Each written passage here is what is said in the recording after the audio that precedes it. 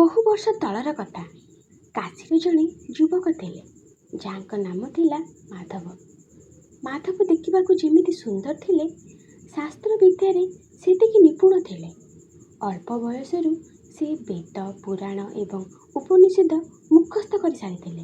କାଶୀର ବଡ଼ ବଡ଼ ପଣ୍ଡିତମାନେ ମଧ୍ୟ ତାଙ୍କ ଯୁକ୍ତି ଆଗରେ ହାର ମାନୁଥିଲେ। କିନ୍ତୁ ଏହି ପାଣ୍ଡିତ୍ୟ ମାଧବଙ୍କ ମନରେ ଏକ ଅଜଣା ଅହଙ୍କାର ଭରି ଦେଇଥିଲା। ସେ ଭାବୁଥିଲେ ଯେ ସେ ଭଗବାନଙ୍କୁ ଜାଣିସାରିଛନ୍ତି ଏବଂ ତାଙ୍କୁ କେହି କିଛି ଶିଖାଇ ପାରିବେ ନାହିଁ। ଦିନେ ଜଣେ ବୟସ୍କ ସାଧୁ ମାଧବଙ୍କୁ ଦେଖି କହିଲେ, ମାଧବ, ତୁ ଶାସ୍ତ୍ର ତ ପଢ଼ିଛୁ, କିନ୍ତୁ ଭକ୍ତିର ସ୍ୱାଦ ଚାଖିନୁ। ଯଦି ପ୍ରେମ ଓ ଭକ୍ତିର ସତ୍ୟ ଅର୍ଥ ବୁଝିବାକୁ ଚାହୁଁଛୁ, ତେବେ ଥରେ ବୃନ୍ଦାବନକୁ ଯା। ମାଧବ ହସିଲେ ଏବଂ ଭାବିଲେ, ମୁଁ ତ ସବୁ ଜାଣେ, ସେହି ବାଉରା ସାଧୁମାନଙ୍କ ପାଖରୁ ମୁଁ କ'ଣ ବା ଶିଖିବି? ତଥାପି ନିଜର ପାଣ୍ଡିତ୍ୟ ଦେଖାଇବା ପାଇଁ ସେ ବୃନ୍ଦାବନ ଯିବାକୁ ସ୍ଥିର କଲେ। ମାଧବ ଯେତେବେଳେ ବୃନ୍ଦାବନର ସୀମାରେ ପାଦ ଦେଲେ, ସେଠାକାର ବାତାବରଣ ତାକୁ ଆଶ୍ଚର୍ଯ୍ୟ କଲା। ସେଠାରେ ପଣ୍ଡିତଙ୍କ ପରି ବଡ଼ ବଡ଼ ଯୁକ୍ତି ନଥିଲା, ବରଂ ପ୍ରତିଟି ଲୋକଙ୍କ ମୁହଁରେ କେବଳ ଗୋଟିଏ ହିଁ ନାମ ଥିଲା, ରାଧେ ରାଧେ। ଯମୁନା କୂଳରେ ବସିଥିବା ଜଣେ ଭିକାରୀଠାରୁ ଆରମ୍ଭ କରି କୁଞ୍ଜବନର ମୟୂର ପର୍ଯ୍ୟନ୍ତ ସମସ୍ତେ ସେହି ନାମରେ ବିଭୋର ଥିଲେ। ମାଧବଙ୍କୁ ଏହା ଅଜବ ଲାଗିଲା। ଶ୍ରୀକୃଷ୍ଣ ହେଉଛନ୍ତି ପରମ ବ୍ରହ୍ମ, ତେବେ ଏହି ଲୋକମାନେ ରାଧାରାଣୀଙ୍କ ନାମ କାହିଁକି ଏତେ ନେଉଛନ୍ତି? ତାଙ୍କ ମନରେ ଏକ ପ୍ରଶ୍ନ ଉଠିଲା, ଶ୍ରୀକୃଷ୍ଣଙ୍କୁ ସବୁଠାରୁ ବେଶୀ କିଏ ପ୍ରିୟ? ସେ ବହୁତ ସାଧୁଙ୍କୁ ପଚାରିଲେ, କିନ୍ତୁ ସମସ୍ତେ ଗୋଟିଏ ହିଁ ଉତ୍ତର ଦେଲେ, ରାଧାରାଣୀଙ୍କର ଭକ୍ତି ସବୁଠାରୁ ଉଚ୍ଚରେ। ଏହି ଉତ୍ତର ମାଧବଙ୍କ ଅହଙ୍କାରକୁ ଆଘାତ ଦେଲା। ସେ ଭାବିଲେ, ଏପରି କିପରି ସମ୍ଭବ? ଶାସ୍ତ୍ର ଅନୁସାରେ ତ ଭଗବାନ ସମାନ ଭାବରେ ସମସ୍ତଙ୍କୁ ଭଲ ପାଆନ୍ତି। ତେବେ ରାଧାରାଣୀଙ୍କ ଭକ୍ତିରେ ଏମିତି କ'ଣ ସ୍ୱତନ୍ତ୍ରତା ଅଛି ଯେ ଭଗବାନ ମଧ୍ୟ ତାଙ୍କର ପ୍ରେମରେ ବଶୀଭୂତ? ଏହି ପ୍ରଶ୍ନର ଉତ୍ତର ଖୋଜିବା ପାଇଁ ସେ ଜଣେ ସିଦ୍ଧ ସନ୍ଥଙ୍କ କୁଟୀରରେ ପହଞ୍ଚିଲେ। ସେହି ସନ୍ଥ ଜଣକ ଅତି ସରଳ ଥିଲେ, କିନ୍ତୁ ତାଙ୍କ ଆଖିରେ ଏକ ଅଲୌକିକ ତେଜ ଥିଲା। ମାଧବ ସେଠାକୁ ଯାଇ ନିଜର ପରିଚୟ ଦେଲେ ଏବଂ ଗର୍ବର ସହ ନିଜର ପ୍ରଶ୍ନ ରଖିଲେ। ସନ୍ଥ ଜଣକ ମୃଦୁ ହସି କହିଲେ, ମାଧବ, ତୁମେ ଏଠାକୁ ପ୍ରଶ୍ନ ନେଇ ଆସିଛ ସତ, କିନ୍ତୁ ତୁମର ଜ୍ଞାନର ପାତ୍ରଟି ପୁରା ଭର୍ତ୍ତି ହୋଇ ରହିଛି। ଯେଉଁ ପାତ୍ର ପୂର୍ବରୁ ଭର୍ତ୍ତି ଥାଏ, ସେଥିରେ ନୂଆ ଜିନିଷ ରଖାଯାଇପାରେ ନାହିଁ। ଯଦି ରାଧା ତତ୍ତ୍ୱ ବୁଝିବାକୁ ଚାହୁଁଛ, ତେବେ ପ୍ରଥମେ ନିଜକୁ ଶୂନ୍ୟ କରିବାକୁ ଶିଖ। ମାଧବ ଚୁପ୍ ରହିଲା। ସନ୍ଥ କହିବାକୁ ଲାଗିଲେ, ରାଧାରାଣୀଙ୍କ ପ୍ରେମ ସାଧାରଣ ପ୍ରେମ ନୁହେଁ, ସେ ହେଉଛି ନିଷ୍କାମ୍ର ଭକ୍ତି। ସେ କେବେ ମଧ୍ୟ ଶ୍ରୀକୃଷ୍ଣଙ୍କ ଠାରୁ କିଛି ଚାହିଁନଥିଲେ, ନା ଧନ, ନା ସମ୍ମାନ, ନା କୌଣସି ଲାଭ। ସେ କେବଳ କହୁଥିଲେ, ମୋର ସବୁକିଛି ତୁମେ, ମୋର ନିଜର ବୋଲି କିଛି ନାହିଁ। ମାଧବ ଯୁକ୍ତି କଲେ, କିନ୍ତୁ ସ୍ୱାମୀଜୀ, ଶାସ୍ତ୍ର କହେ ଭକ୍ତିରେ ମୁକ୍ତି ମିଳେ। ଯଦି କିଛି ଲାଭ ନାହିଁ, ତେବେ ଏତେ କଠିନ ପରିଶ୍ରମ କାହିଁକି? ସନ୍ଥ କହିଲେ, ଏଇଠି ତ ତମେ ଭୁଲ କରୁଛ ମାଧବ। ଯେଉଁଠି ଲାଭର ଆଶା ଥାଏ, ସେଠାରେ ବ୍ୟାପାର ଥାଏ, ଭକ୍ତି ନଥାଏ। ରାଧାରାଣୀଙ୍କ ଭକ୍ତିରେ ପ୍ରଥମ ରହସ୍ୟ ହେଉଛି ସମ୍ପୂର୍ଣ୍ଣ ଆତ୍ମସମର୍ପଣ। ସେ କେବେ ମଧ୍ୟ ମୁଁ ବୋଲି ଭାବିନଥିଲେ। ତାଙ୍କ ପାଇଁ ଶ୍ୱାସ ହେଲେ କୃଷ୍ଣ, ଚିନ୍ତା ହେଲେ କୃଷ୍ଣ, ଜୀବନ ହେଲେ କୃଷ୍ଣ। ଏହି ପର୍ଯ୍ୟନ୍ତ ସମର୍ପଣ ଦୁନିଆରେ ଦୁର୍ଲଭ। ସେଦିନ ରାତିରେ ମାଧବଙ୍କୁ ନିଦ ହେଲା ନାହିଁ। ସେ ରାତିସାରା ସେହି ସମର୍ପଣ ବିଷୟରେ ଭାବିଲେ। ତାଙ୍କୁ ଲାଗିଲା ଯେପରି ସେ ଏତେ ଦିନ କେବଳ ଶବ୍ଦ ପଢ଼ୁଥିଲେ, କିନ୍ତୁ ଭାବକୁ ବୁଝିନଥିଲେ। ତାଙ୍କ ଭିତରେ ଥିବା ଅହଙ୍କାରର ଦୁର୍ଗ ଧୀରେ ଧୀରେ ହଲିବାକୁ ଲାଗିଲା। ସେହି ସନ୍ଥଙ୍କ କଥା ଶୁଣିବା ପରେ ମାଧବଙ୍କ ମନରେ ଏକ ନୂଆ ଜିଜ୍ଞାସା ଜନ୍ମ ନେଲା। ସେ ସ୍ଥିର କଲେ ଯେ ସେ ଆଉ କାଶୀ ଫେରିବେ ନାହିଁ। ଯେଉଁ ପର୍ଯ୍ୟନ୍ତ ସେ ରାଧା ତତ୍ତ୍ୱକୁ ନିଜେ ଅନୁଭବ କରିନାହାନ୍ତି, ସେ ପର୍ଯ୍ୟନ୍ତ ସେ ବୃନ୍ଦାବନ ଛାଡ଼ିବେ ନାହିଁ। ସେ ନିଜର ପାଣ୍ଡିତ୍ୟର ଚିହ୍ନ ସ୍ୱରୂପ ପିନ୍ଧିଥିବା ମୂଲ୍ୟବାନ ବସ୍ତ୍ର ଏବଂ ପୋଥିପତ୍ର ଗୁଡ଼ିକ ଏକ ପାଖରେ ରଖିଦେଲେ। ଜଣେ ସାଧାରଣ ବ୍ରଜବାସୀ ଭଳି ଧୋତି ଓ ଉତ୍ତରୀୟ ପିନ୍ଧି ସେ ନିଧିବନ ନିକଟରେ ଏକ ଛୋଟ କୁଟୀରରେ ରହିବାକୁ ଲାଗିଲେ। ସେ ସନ୍ଥଙ୍କୁ ପଚାରିଲେ, ମହାରାଜ, ମୁଁ ଏହି ସମର୍ପଣ କିପରି ଶିଖିବି? ସନ୍ଥ ହସି ହସି କହିଲେ, ମାଧବ, ସମର୍ପଣ ଶିଖାଯାଏ ନାହିଁ, ଏହା ଆପେ ଆପେ ହୁଏ। ତୁମେ କେବଳ 3ଟି ଜିନିଷ କର, ନିଷ୍ଠା, ନମ୍ରତା ଓ ନାମସ୍ମରଣ। ପ୍ରତିଦିନ ସକାଳୁ ଉଠି ଯମୁନା ସ୍ନାନ କର, ବ୍ରଜର ଧୂଳିକୁ ମୁଣ୍ଡରେ ଲଗାଅ ଏବଂ ପ୍ରତିଟି ଜୀବ ମଧ୍ୟରେ ରାଧାକୃଷ୍ଣଙ୍କୁ ଦେଖିବାକୁ ଚେଷ୍ଟା କର। ମାଧବ ସାଧନା ଆରମ୍ଭ କଲା। ସେ ପ୍ରତିଦିନ ହଜାର ହଜାର ଥର ରାଧେ ରାଧେ ଜପ କରନ୍ତି। କିନ୍ତୁ ସମସ୍ୟା ତାଙ୍କ ବାହାରେ ନଥିଲା, ତାଙ୍କ ଭିତରେ ଥିଲା। ବର୍ଷ ବର୍ଷ ଧରି ସାଇତି ରଖିଥିବା ଅହଙ୍କାର ଏତେ ସହଜରେ ଯିବାକୁ ପ୍ରସ୍ତୁତ ନଥିଲା। ଯେତେବେଳେ ସେ ରାସ୍ତାରେ ଯାଆନ୍ତି ଏବଂ ଲୋକମାନେ ତାଙ୍କୁ ଜଣେ ସାଧାରଣ ଭିକ୍ଷୁ ଭଳି ଭାବେ ଅଣଦେଖା କରନ୍ତି, ତାଙ୍କ ଭିତରେ ଥିବା ସେହି ପଣ୍ଡିତ ଜଣକ ଜାଗି ଉଠେ। ସେ ଭାବନ୍ତି, ମୁଁ କାଶୀର ବିଦ୍ୱାନ ମାଧବ, ଏହି ଲୋକମାନେ ମୋର ଯୋଗ୍ୟତା ଜାଣିନାହାନ୍ତି। ଏହି ମୁଁ ଭାବନା ତାଙ୍କୁ ବାରମ୍ବାର କଷ୍ଟ ଦେଉଥିଲା। ଦିନେ ସେ ମନ୍ଦିର ବାହାରେ ଧାଡ଼ିରେ ଠିଆ ହୋଇଥିଲେ। ଜଣେ ଗୋପାଳ ବାଳକ ଭୁଲ ବଶତଃ ତାଙ୍କ ଦେହରେ ବାଜିଗଲା। ମାଧବ ବିରକ୍ତ ହୋଇ କହିଲେ, ଦେଖିକି ଚାଲିପାରୁନୁ? ମୋର ପବିତ୍ର ବସ୍ତ୍ର ଅଶୁଦ୍ଧ ହୋଇଗଲା। ସେହି ସମୟରେ ତାଙ୍କୁ ସନ୍ତଙ୍କ କଥା ମନେ ପଡ଼ିଗଲା, ନମ୍ରତା ଓ ନିଷ୍କାମ୍ର ପ୍ରେମ। ତାଙ୍କୁ ଅନୁତାପ ହେଲା। ସେ ଭାବିଲେ, ମୁଁ ଯଦି ଏହି ସାମାନ୍ୟ କଥାରେ ରାଗିଯାଉଛି, ତେବେ ମୁଁ ସମର୍ପଣ କିପରି କରିବି? ସେ ବୁଝିପାରିଲା ଯେ ସେ କେବଳ ମୁହଁରେ ରାଧା ରାଧା କହୁଛନ୍ତି, କିନ୍ତୁ ହୃଦୟରେ ଏବେ ମଧ୍ୟ ମୋର ବାସ ରହିଛି। ସେଦିନ ରାତିରେ ସେ କୁଟୀରରେ ବସି ବହୁତ କାନ୍ଦିଲେ। ସେ ନିଜକୁ ଧିକ୍କାର କଲେ। ସେ ଜପ କରିବା ବନ୍ଦ କରିଦେଲେ ଏବଂ ଅଭିମାନରେ ରାଧାରାଣୀଙ୍କୁ କହିଲେ, ମା, ତୁ ଏତେ ନିଷ୍ଠୁର କାହିଁକି? ମୁଁ ସବୁ ଛାଡ଼ି ଏଠାକୁ ଆସିଲି, ତଥାପି ମୋ ମନ ଶାନ୍ତ ହେଉନି କାହିଁକି? କ'ଣ ମୋ ଭକ୍ତିରେ କିଛି ତ୍ରୁଟି ଅଛି? ସେହି ନୀରବ ରାତିରେ କୁଞ୍ଜବନରୁ ଏକ ମୃଦୁ ପବନ ବହି ଆସିଲା। ତାଙ୍କୁ ଲାଗିଲା ଯେପରି କେହି ଜଣେ ତାଙ୍କ କାନରେ କହୁଛି, ମାଧବ, ତୁମେ ସବୁ ଛାଡ଼ିଛ ସତ, କିନ୍ତୁ ତୁମେ ଯାହାକୁ ଛାଡ଼ିବା କଥା ସେହି ଗର୍ବକୁ ତୁମେ ଛାଡ଼ିନାହଁ। ମାଧବ ଚମକି ପଡ଼ିଲେ।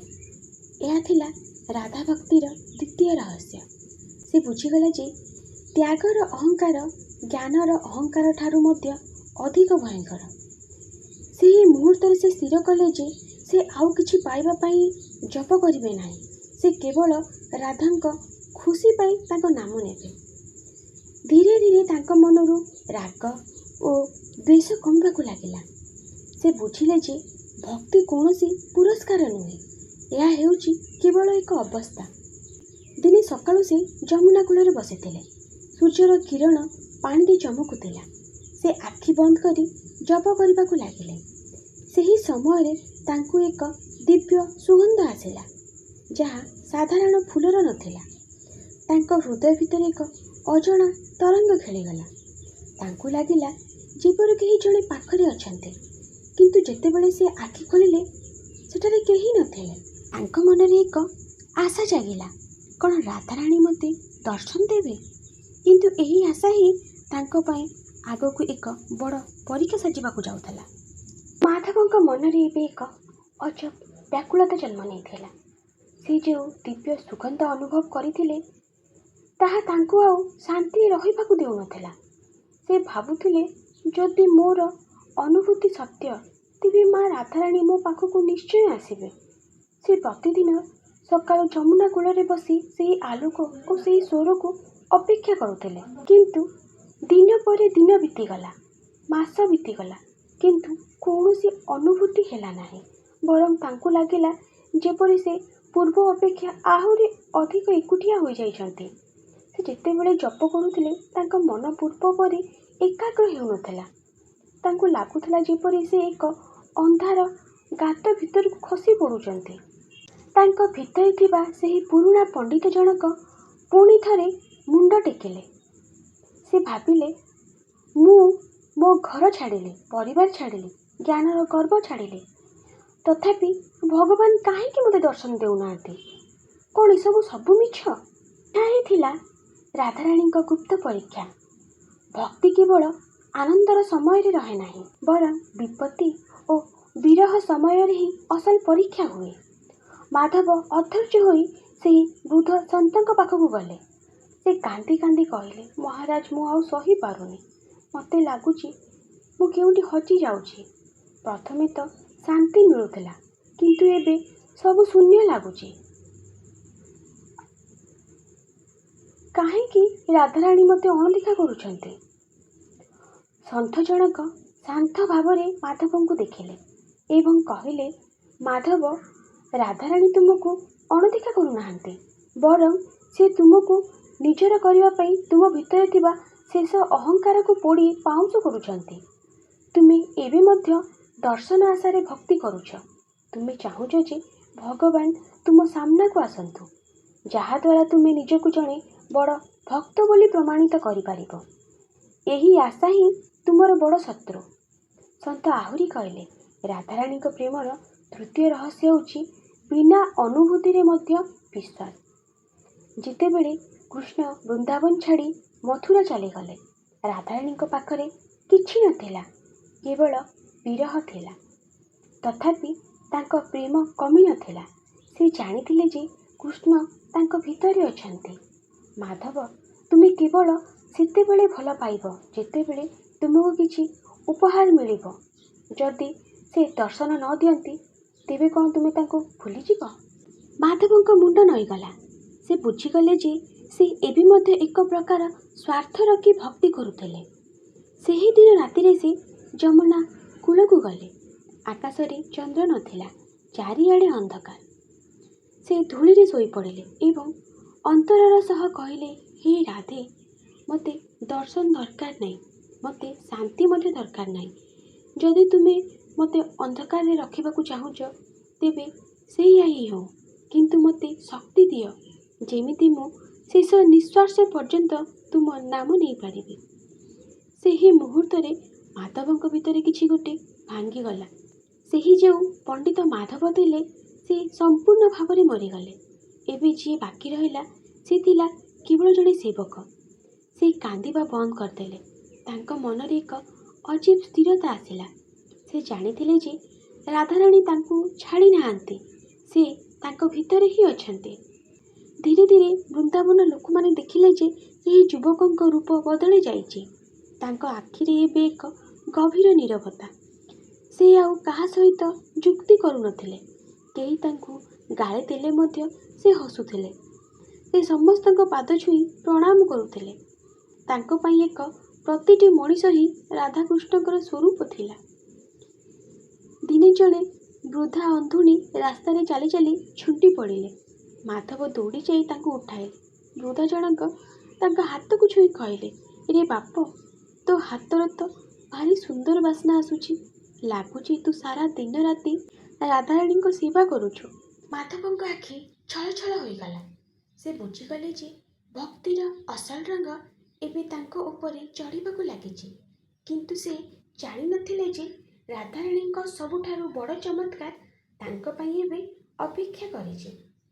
ମାଧବଙ୍କ ଜୀବନ ଏବେ ଏକ ପ୍ରବାହିତ ନଦୀ ଭଳି ଶାନ୍ତ ହୋଇଯାଇଥିଲା। ସେ ଆଉ ଜପ କରିବା ପାଇଁ ବସୁନଥିଲେ, ବରଂ ତାଙ୍କର ପ୍ରତିଟି ନିଶ୍ୱାସ ନିଜେ ଏକ ଜପ ପାଲଟି ଯାଇଥିଲା। ସେ ବୁଝି ସାରିଥିଲେ ଯେ ରାଧାରାଣୀ କୌଣସି ବାହାର ଦୁନିଆର ବସ୍ତୁ ନୁହନ୍ତି, ସେ ହେଉଛନ୍ତି ଅନ୍ତରର ଅତି ପବିତ୍ର ଅନୁଭବ। ଦିନେ ସକାଳେ ମାଧବ ଯମୁନା କୂଳରେ ବସିଥିଲେ। ବସନ୍ତର ସମୟ, ଚାରିଆଡ଼େ କଇଁ ଓ ପଦ୍ମଫୁଲ ଫୁଟିଥାଏ। ପକ୍ଷୀମାନଙ୍କ କାକଳିରେ ବୃନ୍ଦାବନ ପ୍ରକମ୍ପିତ ହେଉଥାଏ। ମାଧବ ଆଖି ବନ୍ଦ କରି ନୀରବତାରେ ବୁଡ଼ି ରହିଥିଲେ। ସେହି ସମୟରେ ଜଣେ ଛୋଟ ଝିଅ ତାଙ୍କ ପାଖକୁ ଆସିଲା। ଝିଅଟିର ପୋଷାକ ସାଧାରଣ ଥିଲା, କିନ୍ତୁ ତା ଆଖି ଦୁଇଟିରେ ସାରା ବ୍ରହ୍ମାଣ୍ଡର ମମତା ଭରି ରହିଥିଲା। ଝିଅଟି କହିଲା, ଏ ବାବା, ତୁ ଏଠି ଏକା କାହିଁ ବସିଛୁ? ତୋତେ ଭୋକ ଲାଗୁନି? ମାଧବ ଆଖି ଖୋଲିଲେ। ଝିଅଟିର ସରଳତା ଦେଖି ତାଙ୍କ ମନ ଭରିଗଲା। ସେ ହସି ହସି କହିଲେ, ନା ମା, ମୋତେ ଭୋକ ଲାଗୁନି, ମୁଁ ମୋ ମାଆର ଅପେକ୍ଷା କରିଛି। ଝିଅଟି ତାର କୋମଳ ହାତରେ ଏକ ମାଟି ପାତ୍ରରେ କିଛି ଲହୁଣୀ ଓ ମିଶ୍ରି ବଢ଼ାଇ ଦେଇ କହିଲା, ତୋ ମା ତୋ ପାଇଁ ଏଇଟା ପଠାଇଛି, ଆଗ ଏଇଟା ଖାଇଦେ, ତାପରେ ଯେତେ ଇଚ୍ଛା ଅପେକ୍ଷା କରିବୁ। ମାଧବ ଯେତେବେଳେ ସେହି ଲହୁଣୀର ସ୍ୱାଦ ଚାଖିଲେ, ତାଙ୍କ ଶରୀରରେ ଏକ ବିଦ୍ୟୁତ୍ ତରଙ୍ଗ ଖେଳିଗଲା। ଏହା କୌଣସି ସାଧାରଣ ଖାଦ୍ୟ ନଥିଲା।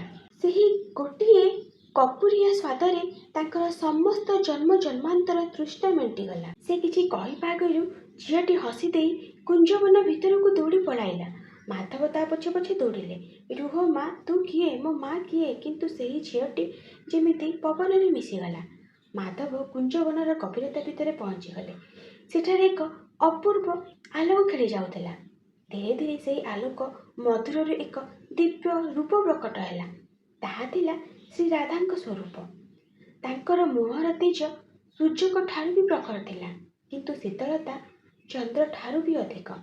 ମାଧବ ସେହି ଦିବ୍ୟ ରୂପ ଦେଖି ସ୍ଥାଣୁ ପାଲଟିଗଲେ। ତାଙ୍କ ଭିତରେ ଥିବା ମୁଁ ସମ୍ପୂର୍ଣ୍ଣ ଭାବେ ବିଲୀନ ହୋଇଗଲା। ତାଙ୍କ ଆଖିରୁ ଧାର ଧାର ହୋଇ ଅଶ୍ରୁ ଝରିବାକୁ ଲାଗିଲା। ରାଧାରାଣୀ କହିଲେ, ମାଧବ, ତୁମେ ଅହଙ୍କାରରୁ ପାରି ହୋଇ ଆସିଛ। ଯେଉଁଦିନ ତୁମେ ନିଜକୁ ଶୂନ୍ୟ ବୋଲି ସ୍ୱୀକାର କଲ, ସେହିଦିନ ହିଁ ମୁଁ ତୁମ ହୃଦୟରେ ବସିଗଲି। ମନେ ରଖ, ମୋତେ ପାଇବା ପାଇଁ ପାଣ୍ଡିତ୍ୟ ଦରକାର ନାହିଁ। ଦରକାର କେବଳ ସେହି ସରଳତା ଯାହା ଏକ ଶିଶୁ ପାଖରେ ଥାଏ। ସେହି ମୁହୂର୍ତ୍ତରେ ମାଧବ ଅନୁଭବ କଲେ ଯେ ସେ ଏବଂ ରାଧା ଅଲଗା ନୁହନ୍ତି। ସାରା ସୃଷ୍ଟି ହିଁ ରାଧାମୟ। ଯେତେବେଳେ ସେ ସଂଜ୍ଞା ଫେରି ପାଇଲେ, ସେ ଦେଖିଲେ ସେ ସେହି ଯମୁନା କୂଳରେ ବସିଛନ୍ତି। କିନ୍ତୁ ଏବେ ସେ ପୂର୍ବର ସେହି ମାଧବ ନଥିଲେ। ସେ ପାଲଟି ଯାଇଥିଲେ ରାଧା ଦାସ। ତାଙ୍କର ବାକି ଜୀବନ ସେ ବୃନ୍ଦାବନ ଧୂଳିରେ ହିଁ କାଟିଲେ। ଲୋକମାନେ ତାଙ୍କୁ ଜଣେ ପାଗଳ ଭକ୍ତ ବୋଲି କହୁଥିଲେ, କିନ୍ତୁ ସେ କେବଳ ହସୁଥିଲେ। ସେ ଜାଣିଥିଲେ ଯେ ଅହଙ୍କାରରୁ ଆତ୍ମସମର୍ପଣ ପର୍ଯ୍ୟନ୍ତ ଯାତ୍ରା ହିଁ ପ୍ରକୃତ ଜୀବନ। ତାଙ୍କ ମୁହଁରୁ ଶେଷ ପର୍ଯ୍ୟନ୍ତ କେବଳ ଗୋଟିଏ ଶବ୍ଦ ବାହାରୁଥିଲା, ରାଧେ ରାଧେ। ତେବେ ବନ୍ଧୁଗଣ, ମାଧବଙ୍କ କାହାଣୀ ଆମକୁ ଶିଖାଏ ଯେ ଆମେ ନିଜକୁ ଯେତେବେଳେ କିଛି ବୋଲି ଭାବୁ, ସେତେବେଳେ ଭଗବାନ ଦୂରରେ ଥାଆନ୍ତି। କିନ୍ତୁ ଯେତେବେଳେ ଆମେ ନିଜକୁ କିଛି ନୁହେଁ ବୋଲି ସମର୍ପଣ କରିଦେଉ, ସେତେବେଳେ ଭଗବାନ ସ୍ୱୟଂ ଆମର ସାରଥୀ ହୋଇଯାଆନ୍ତି। ଆଶା କରେ ମାଧବଙ୍କ ଏହି ସୁନ୍ଦର ଯାତ୍ରା ଆପଣଙ୍କ ହୃଦୟକୁ ଶାନ୍ତି ଦେଇଥିବ। ରାଧେ ରାଧେ।